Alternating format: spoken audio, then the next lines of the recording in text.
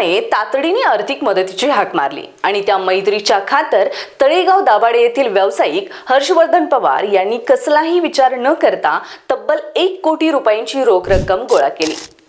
ते ही प्रचंड रक्कम घेऊन आपल्या मित्राला देण्यासाठी बँकेत भरण्यासाठी निघाले खरे, पण वाटेत त्यांच्यावर दरोडा टाकला गेला आणि पुढे पोलीस चौकीत जे काही घडलं ते ऐकून तुमचेही डोके सुन्न होईल।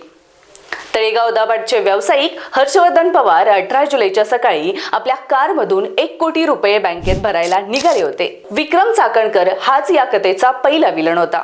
त्याने आधीच आपल्या गुंड साथीदारांना पवारांच्या प्रवासाचा रूट आणि गाडीत किती पैसे आहेत याची खडानखडा माहिती दिली होती।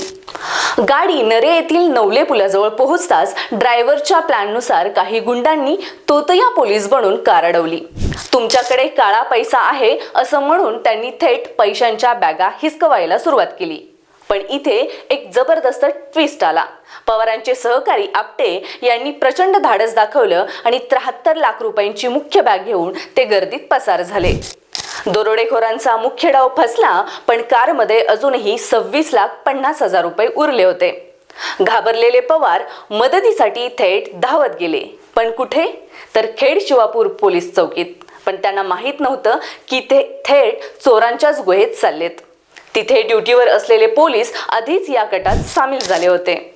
त्यांनी पवारांना बोलण्यात गुंतवलं आणि तिथे उभ्या असलेल्या आशिष तिवारी नावाच्या तोतया पत्रकाराच्या मदतीने पवारांच्या बॅगेतून गुपचूप 20 लाख रुपये लंपास केले।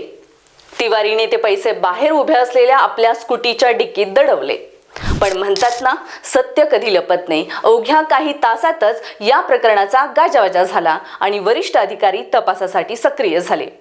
पकडले जाण्याच्या प्रचंड भीतीपोटी या पोलिसांचे धाबे दणाणले आणि त्यांनी घाईघाईत तोतया पत्रकाराच्या गाडीच्या डिक्कीतून ते 20 लाख रुपये पुन्हा काढले आणि गुपचूप व्यावसायिकाच्या बॅगेत आणून ठेवले। चौकीच्या आत सीसीटीव्ही नव्हते। वर्दीतील चोरांना वाटलं आपण वाचलो, पण तिथे एंट्री झाली राजगडचे वरिष्ठ पोलीस निरीक्षक संतोष जाधव यांची। त्यांनी डोकं चालवलं आणि थेट समोरच्या हॉटेलचे सीसीटीव्ही फुटेज तपासले। तिथे तोतया पत्रकार स्कूटीच्या डिक्कीत 20 लाख रुपये लपवताना आणि काढताना रंगेहात पकडला गेला आणि हे प्रकरण समोर आलं। या घटनेने संपूर्ण पोलीस दलाची मान खाली गेली असली तरी एक गोष्ट तितकीच खरी आहे।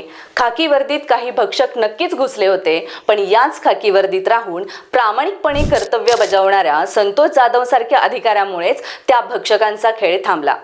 काही वाईट लोकांमुळे संपूर्ण व्यवस्था खराब होत नाही, कारण समाजाचे रक्षण करणारी अशी प्रामाणिक माणसं आजही जिवंत आहेत। धन्यवाद। नवनवीन घडामोडी पाहण्यासाठी स्टार महाराष्ट्र न्यूजला सबस्क्राइब करा आणि ताज्या बातम्यांचे अपडेट मिळवण्यासाठी बेल आयकॉनला प्रेस करा आणि परिपूर्ण बातमीबरोबर रहा, इतरांपेक्षा एक पाऊल पुढे।